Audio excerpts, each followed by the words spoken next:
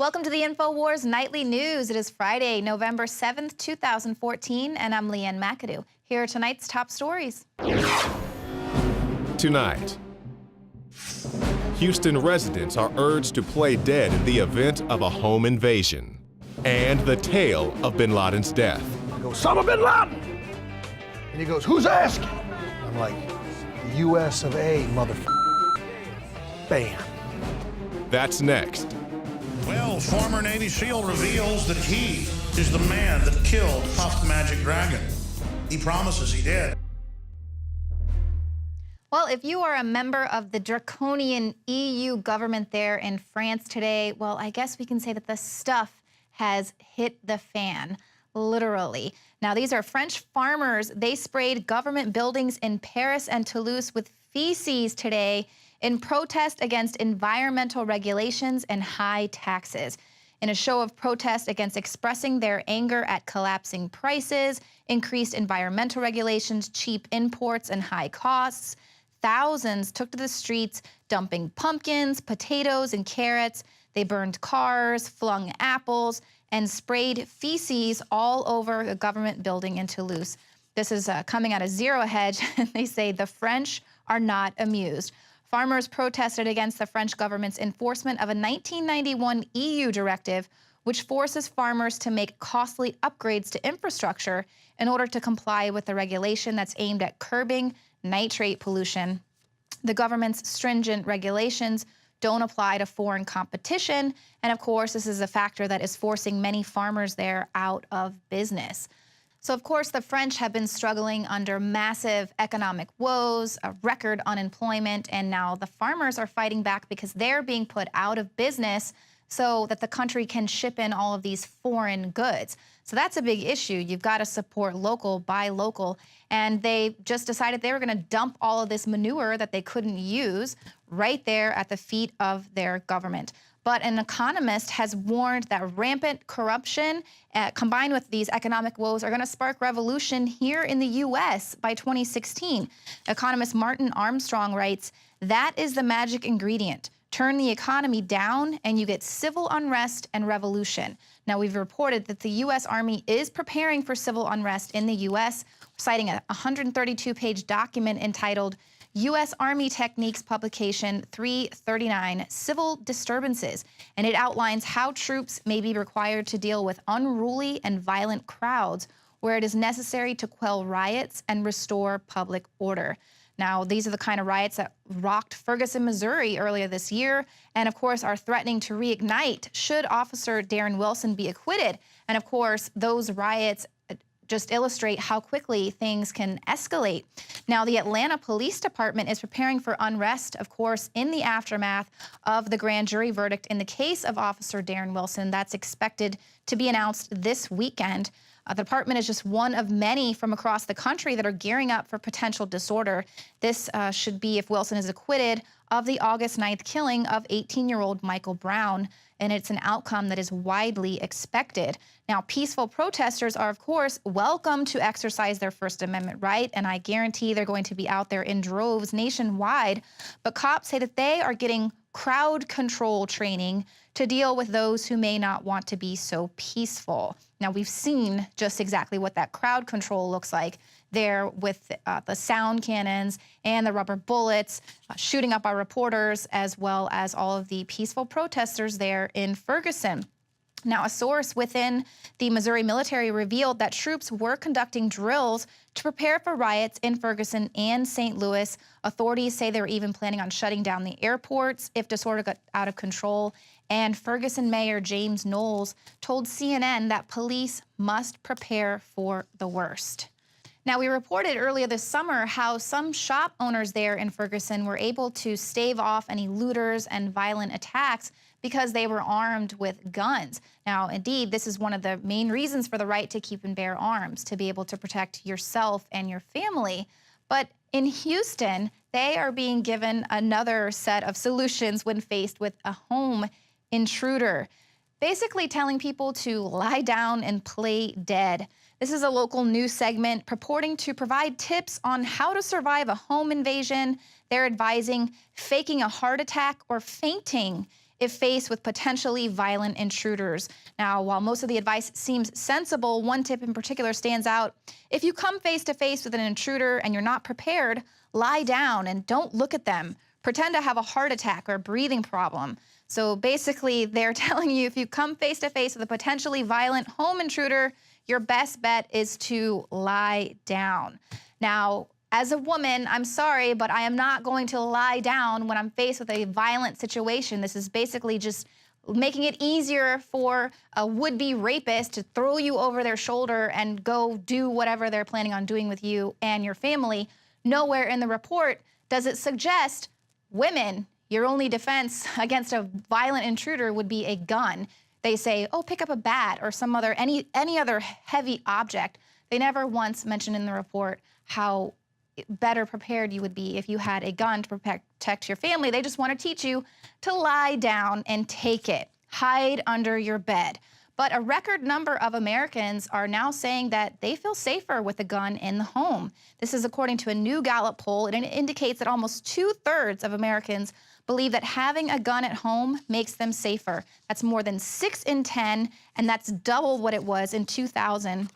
In 2000, it was just 3 in 10 who said a gun in the home makes them feel safer. So sorry to all of you gun grabbers out there, but your false flag tactics are not working. People are going to continue exercising their Second Amendment right. But what if the home invasion isn't about raping you and robbing you? What if it's about squatting indefinitely? I'm Andrea Isom on the edge. She recently did a story about a woman who bought a house in Detroit and wanted to sell it. But a squatter had taken over the house and refused to leave. The police were called.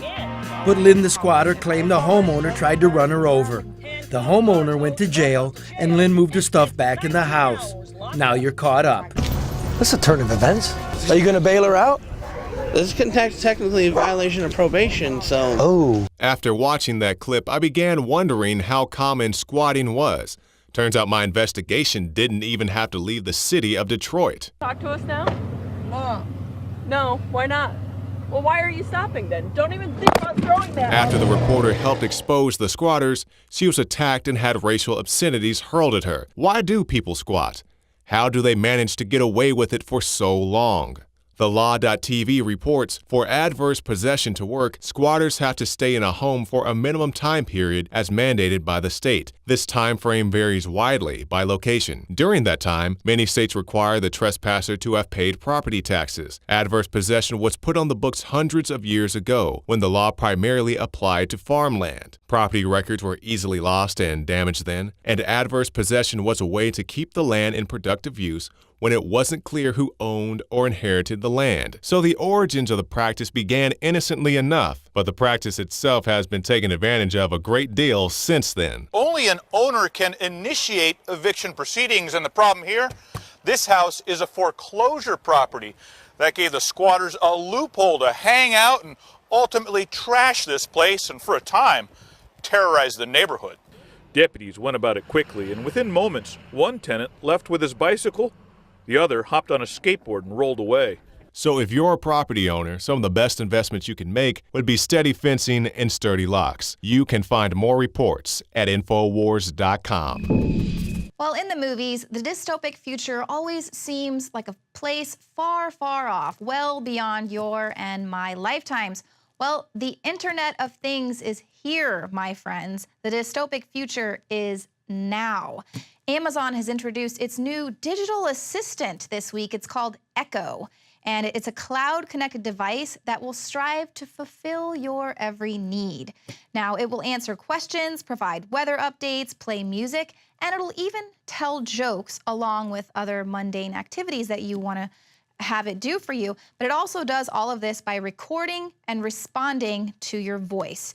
Now, Echo is constantly connected to the cloud. This allows it to learn and adapt, slowly gathering the specifics of a user's characteristics. The more you use Echo, the more it adapts to your speech patterns, vocabulary, and personal preferences. And even though Amazon assures you that it only turns on when you say the wake word, there is no word on when it stops listening to you and recording all of your vocabulary and speech patterns and personal preferences. Now, given Amazon's close relationship with both the NSA and CIA, and of course their history of selling privacy-invading devices, the safety of any collected personal information is in question, and especially in light of recent news surrounding cloud security. Now, the company is going to be hard-pressed to convince all of us that they're going to protect our private information and that the government isn't going to be able to access all of our home, and even the most mundane appliances nowadays are being given this ability to track and record us. The dishwasher, light bulbs, it's everywhere. Basically, it's all hooked up to Wi-Fi, and it gives hackers and the government instant access to anything that they need to ubiquitously spy on you and get access to every single detail of our lives.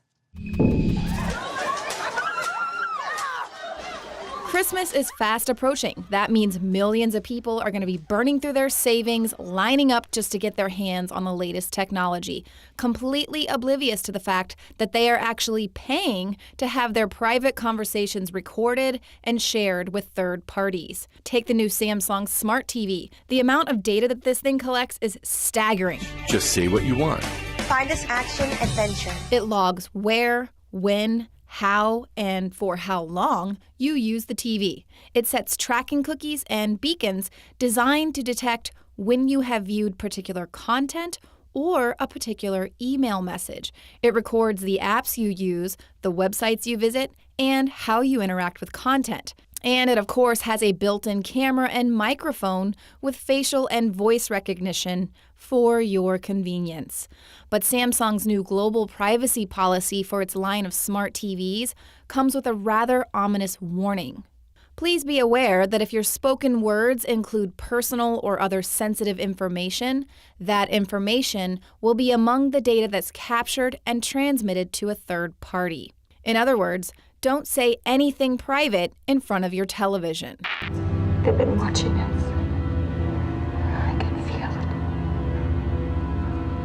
it. Now, writing about the privacy policy for Salon.com, Michael Price writes, I do not doubt that this data is important to providing customized content and convenience, but it's also incredibly personal, constitutionally protected information that should not be for sale to advertisers and should require a warrant for law enforcement to access. There's no need for the FBI to bug your living room. You'll do it yourself. In 2 years' time, the stuff that this Samsung TV can do will be old news. What's wrong? Let's say you're having a fight with your spouse in front of your television.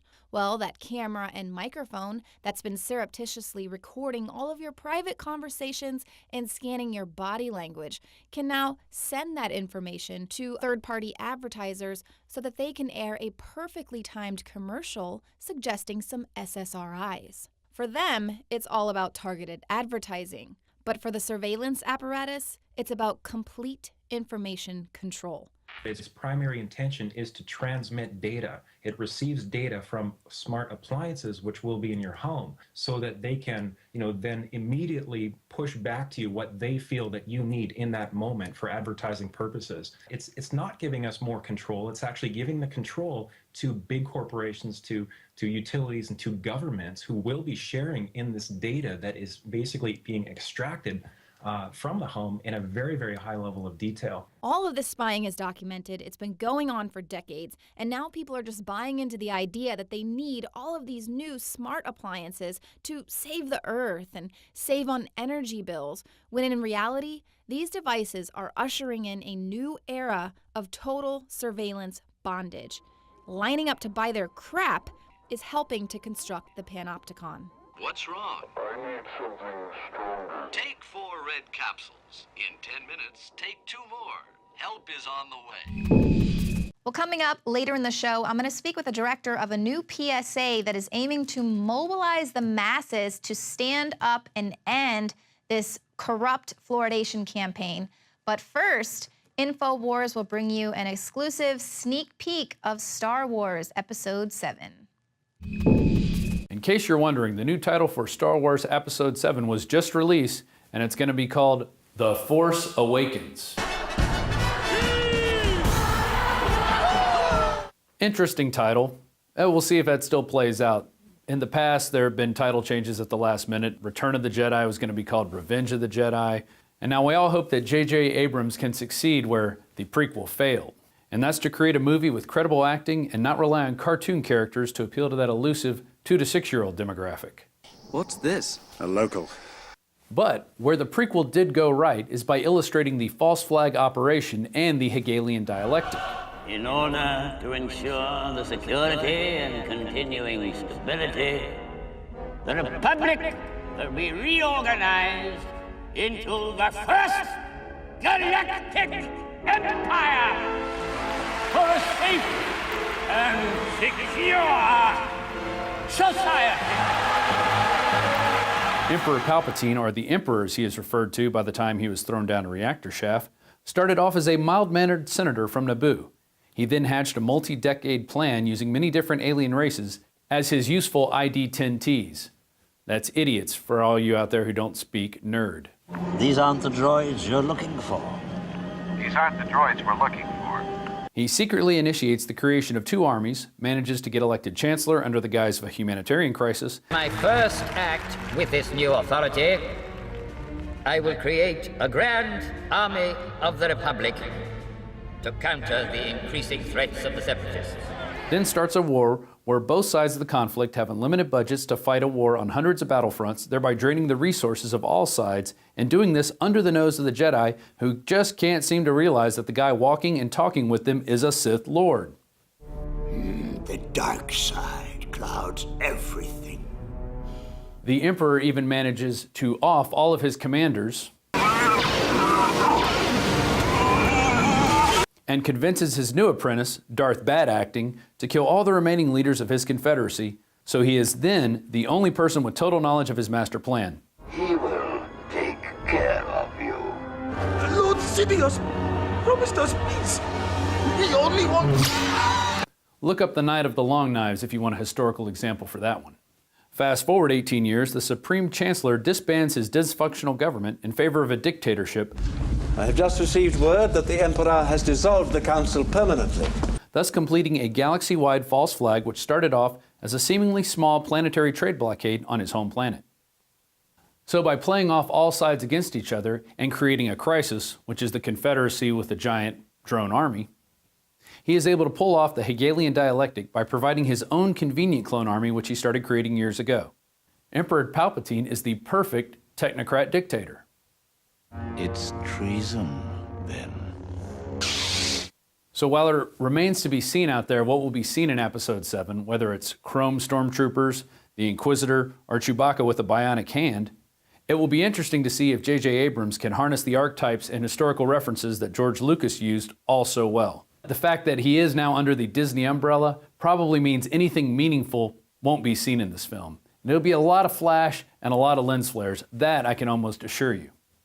I find your lack of faith disturbing. But I do have a new hope that he will do a better job than George Lucas in creating a stylistic masterpiece. And if you would like a complete history of false flags, pick up a copy of Terror Storm, a history of government-sponsored terrorism at the InfoWars store, or you can watch it free on YouTube. Please write in the comments below which in your mind is the biggest false flag that we've seen since 1977, which is the year Star Wars premiered. This has been Rob Dew with InfoWars.com, and may the Force be with you.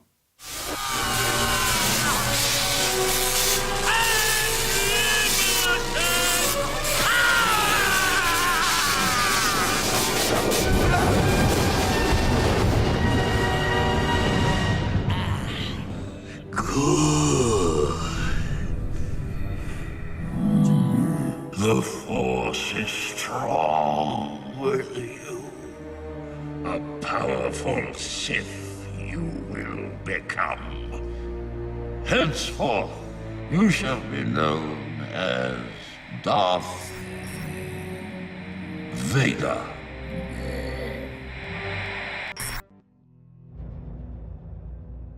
Hi, I'm Dr. Group. Today, I'm proud and excited to announce a new product to the InfoWars Life product line. Introducing the first proprietary oxygen-based intestinal cleanser, OxyPowder.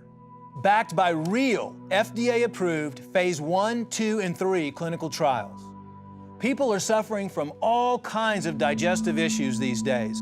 All the toxins from the air, the food, the water, everything that you're exposed to on a daily basis ultimately ends up in the gut or affects the gut. My main focus was to come up with a remedy for this, something that's safe and effective that anyone can take on a regular basis to keep their intestinal lining clean.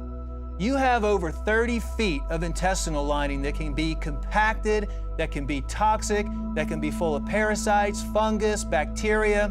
What are you doing to keep that clean and flushed out? My recommendation is to clean your intestines at least 2 to 3 times a week to prevent the toxic buildup from going into your bloodstream. You owe it to yourself to take your health into your own hands and start cleansing your body today with Oxy Powder.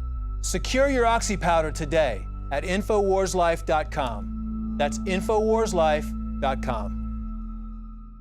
The globalist social engineers are not just targeting us with propaganda. They are manipulating our genetics. We are being targeted at every level by estrogen mimickers that lower our testosterone and other hormones and natural compounds that the body needs. After consulting top doctors, nutritionists, pharmacists, and others, we have developed what I believe is the ultimate non-GMO organic super male vitality formula sourced from powerful organic herbs and then concentrated for maximum potency. Super Male Vitality was developed to activate your body's own natural processes instead of using synthetic chemicals. Super Male Vitality by InfoWars Life is so powerful that I only take half the recommended dose. For a limited time, we are offering 15% off Super Male Vitality at InfoWarsLife.com to introduce you to this powerful supplement. Visit InfoWarsLife.com today to secure your Super Male Vitality. InfoWarsLife.com.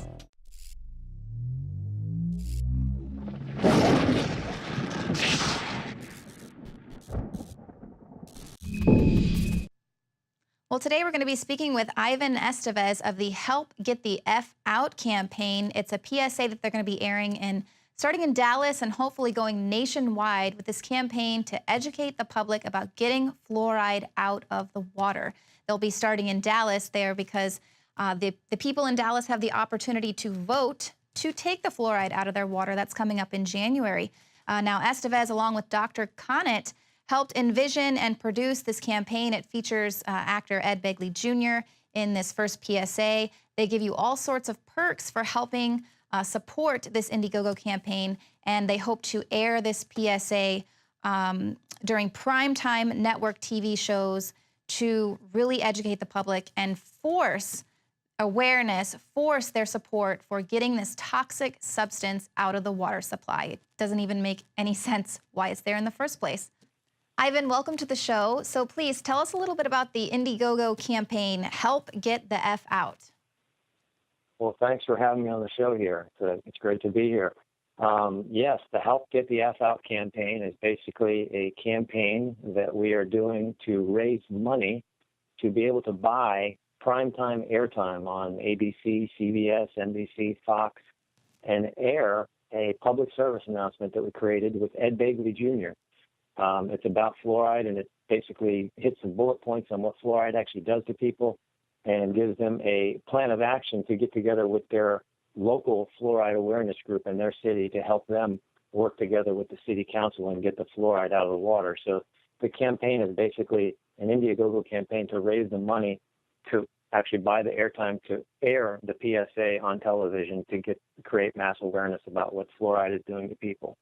So that's what the campaign is to do. And we want to do it first in Dallas because Dallas is right on the fence in terms of having a victory and having a lot of people sign petitions and come down to city council right before the vote in mid-January could have a major impact on pushing Dallas towards not renewing that contract. So if we can get a victory in Dallas, that'll create a tidal wave or a domino effect, if you will, for other cities, as many cities are in the fight now to get fluoride out of the water. So basically, after the Dallas campaign, the idea is to run the campaign in other cities, Austin, Houston, San Francisco, L.A., New York, Atlanta, Raleigh-Durham, all the big cities that have a big push to get fluoride out of the water so we can boost the awareness in those cities and and get a higher turnout for the people that actually show up with the city council members and so forth to help get it out the city level, because that's where it takes place. Right, exactly. It is all about raising awareness and getting people to actually show up to these city council meetings. Hijacking the airwaves is a big part of that. I know here when we went to the Austin City Council, when they were trying to make their decision to renew their contract to put fluoride in the water, a lot of people showed up. We did have one city council member that actually feigned a little bit of interest. The mayor actually flipped us off secretively. You know, he thought he was kind of sly with his little giving us the finger. But, you know, I think it was just that there wasn't a lot of awareness until all of these people just showed up. There were actually 2 guys out there doing a fluoride hunger strike. They did that for about 3 weeks to try and raise awareness for this fluoride. But let's go ahead and take a look at the PSA. Hi, I'm Ed Begley Jr. You know, back in the 50s, doctors on television told us cigarettes were cool, fun, and harmless. They also told us adding fluoride to our water is good for our teeth. But did you know 41% of American children now have dental fluorosis? You want your children's teeth to look like this? You think that's bad? How about your child's brain? Well, scientists at Harvard University published that fluoride prevents proper brain development and lowers IQ. So if people have to wear hazmat suits to handle this stuff because it's so corrosive it eats through concrete, and you're warned to call poison control if you swallow your toothpaste, then why is it still added to the water we drink, cook, and shower with? The good news is countries like Israel and cities like Portland, Wichita, and Davis, California have rejected fluoridation, and we can too. So here's what you want to do. First, get all the facts at fluoridealert.org. Second, go to fluorideprotection.org for everything you need to protect your family from fluoride. Then, work with your city's fluoride awareness group to get this poison out of your community's water. So obviously that's a very powerful PSA. So what showtime are people going to be seeing this, like during Dr. Oz, or what's the audience that's going to be viewing this really powerful PSA? Yeah, ideally, you know, we'd like to air it on, like you said, on shows like Dr. Oz, Ellen, trying to think other ones. Basically, I would like to go to Ellen, for example, if we raise, you know, X amount of dollars for this.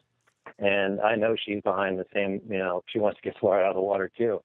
So I would like to go to her and say, hey, will you match the funds that we actually raised for this PSA? And, you know, so we can air it more times during your show, because I know you care about your viewers, and, you know, she would love to see her viewers know about this and Right. protect themselves from it. So, Right, you know, that's- same with Dr. Oz. Yeah, it's kind of You know? raising awareness that you can get that support of the public to kind of take the stigma away from fluoride, because everyone, you know, oh, well, it's in our toothpaste. The dentists have been telling us for 50 years it's safe. So it's kind of just Correct. getting away from that misinformation.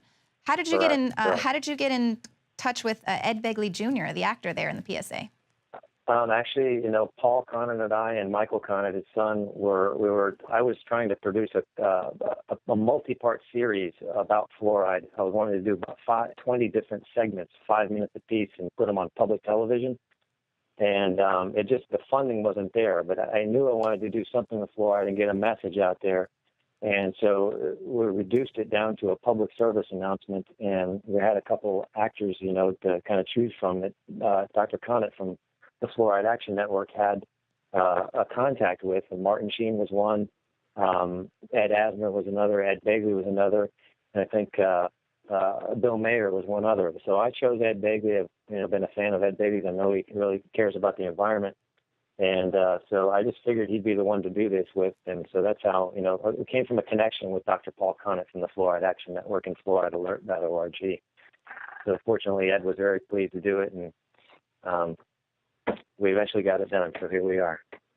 Yeah, well, you could tell he was pretty passionate about it, not just reading his cue cards like a good actor should. You could tell he was really, there was some passion behind his words there. You also direct people to some other great resources there in the commercial, fluorideprotection.org, where you kind of let people know about some other things that they can use to help detoxify their body from fluoride. Obviously, our fluoride shield is featured right there, using it as one of the products that to kind of educate the public on just different things that they can eat, natural things, and things that their body might not be, you know, might be deficient on to help them, you know, counteract the effects of fluoride. Absolutely. So what are some of the things that you're talking about there? Well, it was the last minute. I had written the script for this PSA, and I was like, you know what, we got to give something to the people to be able to protect themselves in the meantime if the government still delays on getting this stuff out of the water. And if they do delay, but we've notified the people on what they can use naturally to actually detoxify their bodies from fluoride and protect it from ongoing exposure, then we've kind of fixed the problem in a way, or at least halfway. And my take on that was if we get 10 million people who find out about fluoride and start protecting themselves from it, and they get it out of their body, well, we know that means their pineal glands will start functioning. Right. And if that's our connection to the spiritual realm and spiritual, who we really are and our true essence, then we need to be connected to that. So we know that fluoride calcifies that gland and prevents it from working. And I liken that to a rabbit ears on the television. I mean, we used to have rabbit ears on televisions, and when the rabbit ears were on the television, we got the signal. We could see the picture and watch the movie on television. But if the rabbit ears fell off the television, the signal didn't come in, and all we got was fuzz on the television, and we couldn't see the signal. Well, it's the same thing with our pineal gland. That's the master gland in our brain that gives us, as spiritual beings, the ability to connect with that realm and still be in the physical realm in the human body. So again, if it's calcified and it's not working, then we're not nearly what our potential is. We're just mere shadows of it, really.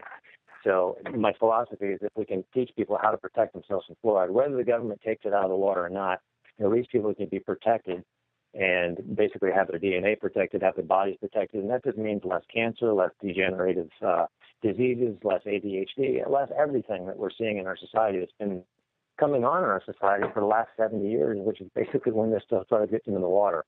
So if we just watch the trail, we can figure out why there's so much disease. And fluoride is the most corrosive element of all the elements on the periodic table of elements. So if you get near it, you're going to corrode. So that's what it does to the human body. So we can just teach people that. Right. We'd have a different society. Absolutely. Very powerful there with the hazmat suit, and really incredible metaphor there with the rabbit ears on the television, because that's exactly it. It's kind of scrambling the signal, and we've got to decalcify our pineal gland to be able to get there with our true essence, our true human evolution, rather than being enslaved like we have been. Well, the campaign launched November 4th. It's going to run for 60 days. It can be extended to about, I apologize. The campaign launched November 4th. It's going to run for 40 days, but it can get an extension to 60. What do you want to tell the people now to get them involved? Obviously, when you run these campaigns, there's a little bit of a kickback for people who might help you donate to the project. But what do you really want to, let our audience know? Well, we've got a bunch of, we call them perks on the Indiegogo campaign. Those are basically giveaways or incentives or gifts in exchange for your cooperation and your collaboration in helping us do this campaign.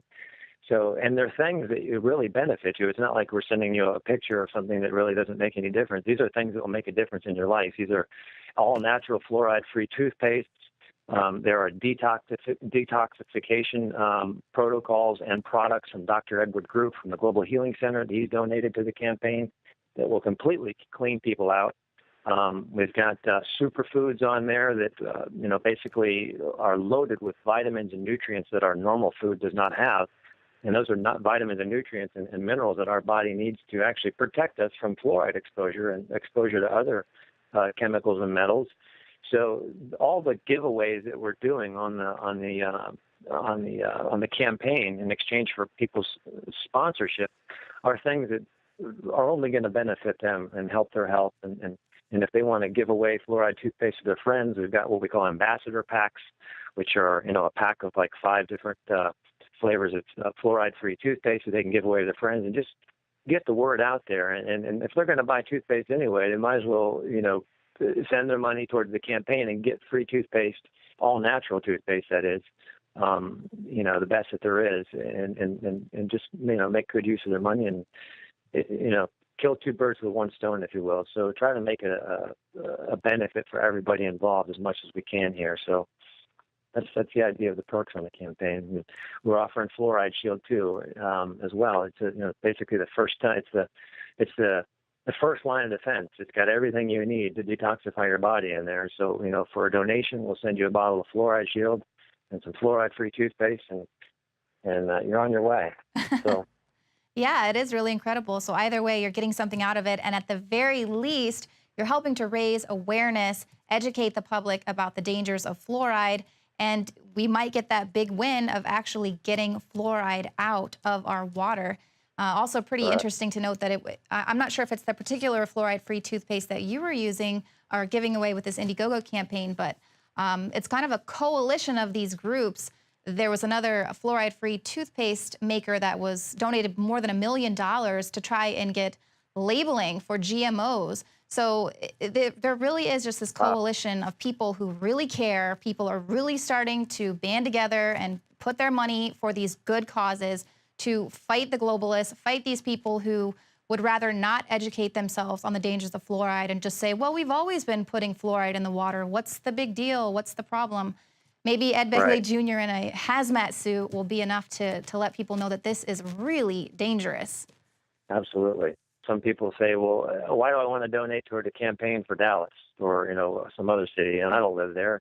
Well, the truth is we're all connected, and what you do for your fellow man is only going to come back to you. And if you help get the fluoride out of water in one city, especially Dallas, that's just going to create a domino effect to help get it out of your city's water. So, if you can contribute to this campaign, it's only going to come back to you in the long run. So please do what you can to contribute, and we'll make sure we get all the right perks out there to you to make it all worthwhile and help you. Absolutely. Well, Ivan Estevez of the Help Get the F Out campaign to end water fluoridation, thank you so much for joining us on the show tonight. And we will definitely do everything we can here at InfoWars to support this campaign and educate the public. Well, thank you so much for doing what you guys can to get this message out there and create a victory for all of us. Thank you very much. Thank you. Well, there you go. You can go to the Indiegogo campaign, show your support, help them raise funds so that they can air this PSA during primetime television shows. Obviously, they want to start with Dallas, but that will just be the one major city. From there, it can fan out, become a national, if not global movement to help get the fluoride out of the water, help get the F out. And as always, we appreciate your support by becoming a Prison Planet TV subscriber. You can get instant access to all 18 years of content here produced by Alex Jones and crew. And of course, you can share your username and password with up to 11 people at the same time. And if you're watching us on YouTube, hit the subscribe button. Become a subscriber to the Alex Jones channel. We sure do appreciate it. It helps us run this operation. Thanks so much for tuning into the show tonight. Y'all have a great weekend, and we'll see you here Monday at 7 p.m. Central.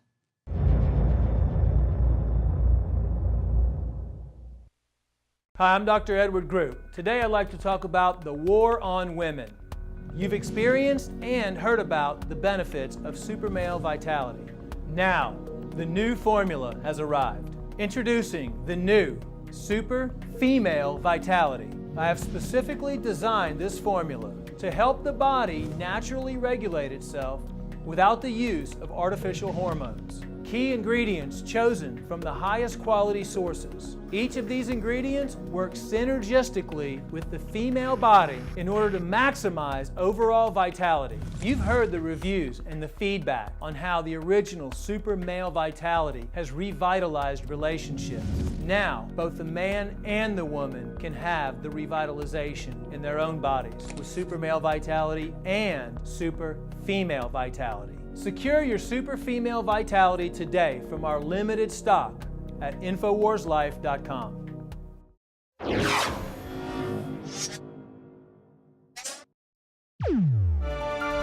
And welcome back to this Friday edition of InfoWars Nightly News. This is a special report, a special investigation to look into the supposed death back on May 2nd, 2011 of Osama bin Laden, taken out by the Navy SEALs. Now, we're going to try to go through this report as quickly as possible, but the amount of evidence proving that the official story is a contrivance, a fairy tale, is mountainous. We're going to move through it quickly here today from A to Z. First off, we're covering this obviously again because Robert O'Neill, a Navy SEAL veteran of 15 years, came out on Fox News yesterday and with the Washington Post as well and said that he indeed took out Osama bin Laden? Well, here's the problem. First off, remember Private Jessica Lynch, who supposedly took out an Iraqi column? Turned out she was hiding in the back of the vehicle. It was all a Pentagon production to try to recruit women into the military. A bunch of the members of her team that started speaking out started getting executed and dying in the U.S. and overseas. And she came out and said it was a fraud, a recruiting tactic that I was ordered to be part of in PSYOPs. Jerry Bruckheimer got involved in advising the production of it in the so-called rescue days after the Iraqis had pulled out. Pat Tillman wouldn't be a propagandist anymore. And so he was executed. He was taken out. And it came out in the Army's reports later that he was indeed murdered. And there was a highest level cover-up of that as they get rid of people that are inconvenienced. So number one, there is a long, sordid history of this. Number two, Obama just was defeated in a big election. He needs to remind us that he took out Osama bin Laden. So that's one reason this guy pops up right on time. Now, I'm not putting down Robert O'Neill, but they know we trust Navy SEALs a lot more than Obama. Here's another problem. Two other Navy SEALs, supposedly part of the raid, who've written books and gone public, have said months ago that this story isn't true. I have interviewed family members on air. We'll put some of those interviews on screen for you so you can go see them in full, where they said right after it happened and then years later on my show that their Navy SEAL sons who had died, they believed were basically killed in that helicopter explosion to cover up the fact that it was really a Osama bin Laden body double who was actually working for the CIA that was taken out. And we're going to show a document cam here, and then Rob is going to go over all these articles for everybody here in a moment. But we have over 100 articles, most of them mainstream, showing that there was no body on the ship. They didn't dump him in the ocean. They tried to cover it up. It goes on and on. There wasn't a real Situation Room live feed going on. So that's the most frustrating part of our job, is that we do the research day after day. We came out day one and showed the anomalies. We predicted in 2002 that he'd already been killed with inside sources. They would later roll his body out at a politically expedient point. So we are deep researchers with major whistleblowers like Dr. Steve Pachinik, former head of Pentagon PSYOPs, exposing the fact that this would be rolled out at a later date. Got that right here. So we're going to break it all down here for you, and you can check all of these sources. But the reason this is being brought out now is to try to get people recruited into the Navy that's having big problems and PR problems, but most importantly, as a political victory after the election to remind people that Obama supposedly took out Osama. So the whole thing is nothing more than smoke and mirrors. But remember, years after I interviewed the families, talked to Navy SEALs in person, it's come out in the news exactly what our sources told us, that the majority of the families believe they blew up that helicopter months after they supposedly took out bin Laden to shut up the SEALs that were talking about the fact that they showed up at the house, there was no security there, and it was basically a body double that was set up. And it's later come out that the CIA was casing the joint using an inoculation program as the cover. So nothing about this has turned out to be true. Cy Hirsch, Pulitzer Prize winner, has come out and said it's 100% false.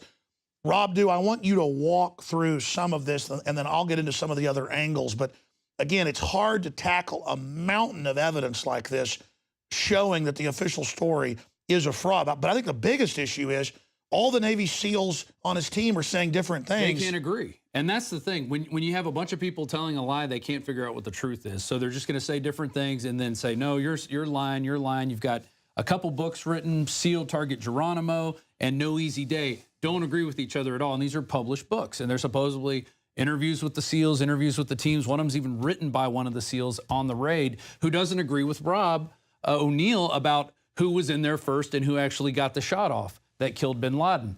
Now, first thing, there's here we did back in 2011 in May, Paul Joseph Watson, 10 facts that prove the bin Laden fable is a contrived hoax. There you go right there. Before that, we published the fake Situation Room photos, which we're going to put up on the screen. We said they were fake. They admitted a week later they were fake. Exactly. We brought up the 10 facts that have now been brought out in Congress. Exactly. And then you have Obama coming out on a 60 Minutes interview and saying, we didn't even know if it was the Prince of Dubai in this compound. We weren't even sure. So They didn't even have the correct intelligence. And then later you have the administration won't release bin Laden records, and then AP did a Freedom of Information Act request. And here they are from March 15, 2012. The Pentagon told the AP this month it could not locate any photographs or video taken during the raid or showing bin Laden's body.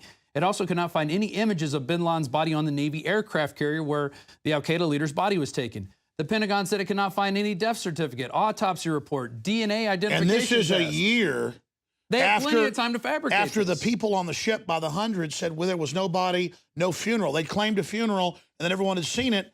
They're on, and then they start court-martialing them to shut them up. Exactly. And it's not like they didn't have any DNA material of Osama bin Laden. He'd been visiting a hospital in the months before 9/11. This came out of Le Figaro. 2 months before September 11th, Osama bin Laden flew to Dubai for 10 days of treatment in an American hospital where he's visited by the local CIA agent. And that's one of the biggest publications in France. Figaro. This is in The Guardian. On The Guardian, yeah.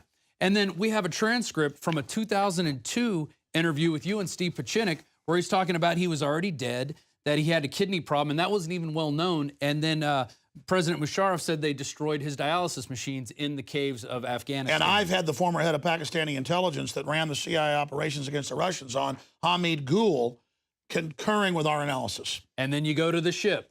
Leaked, bin Laden not buried at sea, body moved on CIA plane to the U.S. That's not what they told us first. They said we buried him at sea. And then you go to the aircraft carrier. Leaked, bin Laden not buried at sea, body moved on CIA plane to U.S. That's directly opposite of what they said. They buried him at sea, they washed him, they did it all according to Muslim tradition, which doesn't exist. There are no burials And at sea. in Muslim Stratford, tradition. that's basically a CIA propaganda outfit here in Austin, one of the most prominent, even gone to Bilderberg, they came out, and when the emails got leaked, they were saying, say that we brought him to the U.S. to counter Alex Jones. There you go. And then no sailors saw bin Laden's body buried at sea. And then they started just charging naval officers from that vessel, saying they were for drug use and distribution. So they're trying to cover their butts in every situation. The most court-martials ever for a ship. There you go. So bin Laden was buried at sea from the Carl Vinson in May after the al-Qaeda leader was killed in a raid by U.S. Navy SEALs on his Pakistan hideout. The ship normally has 5,000 sailors. They said it was unknown if any of the sailors faced discipline. So again, we got involved in bin Laden Reuters operation. here, but then we've got them later in the Associated Press saying a totally different story after Stratford tells them to come out with this news story to, quote, counter Alex Jones. So again, I'm not bragging when I say we've been following this day one. It's not like we're Johnny-come-latelys. I met with a Navy SEAL who was active duty, whose friend blew up on the helicopter, and he talked to their family and said they talked to other SEALs and that they believe a bomb was on board and that Obama was getting rid of them. Well, then, years later, I get other families on to say the exact same thing, and then now it's even on Fox News. So what I'm saying is we had the intel day one. We were proven accurate. This isn't about us. It's that our sources were correct, and it's all been borne out, so we know what really happened. He'd been dead a long time. They went and set up some guy that looked like him, enough like him, to fool and to mess with the minds of the SEALs who aren't sure. Then they blow up a helicopter on the ground to confuse things. A couple of months later, they blow up another helicopter with 23 SEALs. They said no training, no mission preparation. They'd never been on a mission like this. They fly them out and they get blown up. I mean, this is a major setup. Keep going through it. BBC even released a report where they interviewed neighbors, and none of them ever even saw bin Laden in the 5 years he was supposedly there. They had never seen him. And then you have that crazy video that came out of the guy saying that the helicopter landed, then it was taken off and it blew up and there were bodies everywhere. So who knows what happened that night? We're never going to find out. That's why you have to create all these fake books and Hollywood productions, you know, with Catherine Bigelow jumping in. To make exactly. it a fiction. Yeah. To make it a legend. Yeah, but that's what I was told day one by the SEALs, is that, no, they blew up the helicopter, taken off, and nobody shot at it. They'd already taken the guys out in the house, limited resistance. And then they really figured out when the second helicopter blew up. These aren't stupid guys. This is an operation against us. We're being useful idiots. That's what they've said. We're being taken out. Yeah. And so now this guy comes out. He didn't get killed that night when the helicopter blew up. He didn't get killed when the other SEALs, all from this mission, got crammed on. And he's now out here, Robert O'Neill, and the other SEALs don't agree with him. So who's lying? Is it the other SEALs or is it Robert O'Neill? Are they all lying? They could all be telling part of a tale just to keep it confused. It's called a smokescreen. It's a propaganda technique that they use, and they throw out a lot of different things. So you're not sure what's going on. So you got and then meanwhile, the guys that wouldn't play ball? They're dead. Dead men tell no tales. And that's the sad thing about this, because you do have these SEALs that go on dangerous missions. They've got some top secret clearances. They're out there putting their lives on the line. And they're now, commando spies. Right. And now they're part of this whole fabrication. And it's really sad to see that it's still going on after all these years. We put out tons of reports about this stuff. Day one, we came out and said it was a hoax. I mean, and then we just kept finding proof after proof. It just keeps laying itself out. We said they didn't dump him off the aircraft carrier. They admit that now. Yeah. We said the Situation Room was fake the day after it. They said there was no video. And then it comes out, well, we don't have anything. We don't have anything from this guy. We don't even have photos of his dead body. And let's not forget, Pat Tillman being used for PR, wouldn't play along. They murdered him. Yeah. Jessica Lynch. Murdered her team. Murdered a bunch of the team, and she went public and said it's all fake, it's all a lie. For her own safety, she had to do that. So this is a major PR move for Obama and for others. And that's only the tip of the iceberg. But we'll put some links on prisonplanet.tv under this special report after it airs tonight, where people can go back to the original special report we shot the day after the report I shot. In the car. Yeah. I mean, I met with this Navy SEAL and then didn't. And you were freaked out. I didn't even come to the studio. Yeah, you shot this in your car. I shot it in a car in the parking lot. Yeah. And then uploaded it to YouTube on that Saturday. And then I met with other people. And the government all knew this. They were all just too scared to talk about it. I'm crazy enough to go with it. And it turned out these SEALs told me the truth. And it just shows how they're disposable heroes. Now they're flushed down the toilet by the globalist. It makes me want to throw up. Because these guys really are the best, and they really do go on a lot of important missions and save American hostages. And I have a lot of respect for special forces from the Army, the Navy, the Marines, you name it. But they need to know that they are disposable, and that when they get involved in propaganda and deceptions, that the politicians up above them, just like Benghazi, they killed Ambassador Stevens to get rid of the evidence. They gave him those IMPAD missiles. You know how I know we this is broke fake? that, and it came out. You know how I know this is fake, Alex? My uncle was a Navy SEAL. He was he went to Vietnam. He doesn't talk about anything that happened back in Vietnam. He was an FBI agent. He doesn't talk about anything about that. These guys are coming out here talking about this stuff. They don't do that. SEALs don't do that. Well, that's what Pachenik said. Yeah. And he was founded Delta Force. He was a founding member in Delta Force. I can't get my uncle to say anything about anything. He just goes, well, there was some crazy times. That's because they've gone to PSYOPs now against the American people, which is illegal. Right. And they're using them as pawns, and it makes them targets. So you've got real missions the SEALs are running, and real missions the Army's running, and real missions the Marine are running. You notice the Army and Marines are not doing this. Right. In fact, according to all the people I've talked to, this has made the SEALs a laughingstock. And this guy, Robert O'Neill, coming out, I mean, I'm sorry. He needs to know, he's obviously not stupid, that they don't want him hanging around knowing how this is all baloney. Right. Or maybe he is stupid and killed the body double and doesn't know that he really didn't kill bin Laden. Right. But the other SEALs do know it was fake. Right. There's enough that knew that they had to kill 20, how was it, 24 that they killed on that? 23 on the helicopter. Yeah. I mean, again, I talked to people that talked to the SEALs that were there. There was no briefings, no nothing. They just said on a helicopter, and they go, we don't ever do this. What is this? Yeah. So they they were were National Guard helicopter. Yeah, too. they were all freaking out when they were flying out there. They were set up. And then they were some of them survived the crash, and they were still fighting, and no support, no nothing. It was, we're going to let you guys die. And that's sad. That's really sad. Well, they were flushing them down the toilet. And what's going on is it's a bunch of cowardly politicians that just want to look like heroes. Yep. And, Obama took out Osama. And then meanwhile, they have to be gotten rid of, just like Jessica Lynch's team. And Pat Tillman. When they started coming out and speaking out, they started dying. Well, folks, that's it for this expanded edition. Anything else, Rob? No, I think we covered it as quick as we could. There's a ton of information out there. There's a lot of little nitpicking things you could find. I would say go to that 10 Facts That Prove Bin Laden Fable is a Contrived Hoax. Came out May 9th, 2011. Right there. Start with that article, and then that will lead you down the rabbit hole. Well, you're right. And expanding on that, people have to understand something. When you look at this story and you actually look at the timeline, they've never stayed on the same story. No. They've always changed it. And then if you question it, you're attacked by CNN and Fox News for questioning something where we don't even know what the narrative is. Right. And they can't even get, but people say, oh, that's a shoddy job by them. No, that's a tactic where you can't find the truth because there's so many different lies being spewed. And at the end of the day, it's all about a propaganda victory for the criminals that have hijacked this nation. It's like this. You always tell the truth. That way you don't have to remember what you said. That's it. These guys can't remember what they were told, so they're all telling different stories. And that's the way it is. I mean, there's no other way to explain the same guys who supposedly went on the same mission having different tales. There's no way to explain it. What we know is that bin Laden didn't live 12 years in a cave. He died. Even CBS News reported on that he was at the U.S. hospital. It's incredible. All right, great job to the team. Great job to Leanne McAdoo earlier doing the news portion. Again, InfoWars Nightly News is always 30 minutes long, but a lot of nights we expand it with special reports, like election night, the great job we all did. We did 9 hours this week already. Yeah, 9 hours this week, 6 hours that night. Yeah. All right, well, thank you for supporting and subscribing to PrisonPlanet.tv. I'll be back live this Sunday in studio, 4 to 6 p.m. Central with a syndicated radio transmission. Find the free podcast, station listings, and links and more at InfoWars.com/show. Have a great, safe weekend, and please promote liberty and freedom worldwide. And never forget, if you're watching this transmission, you are the resistance.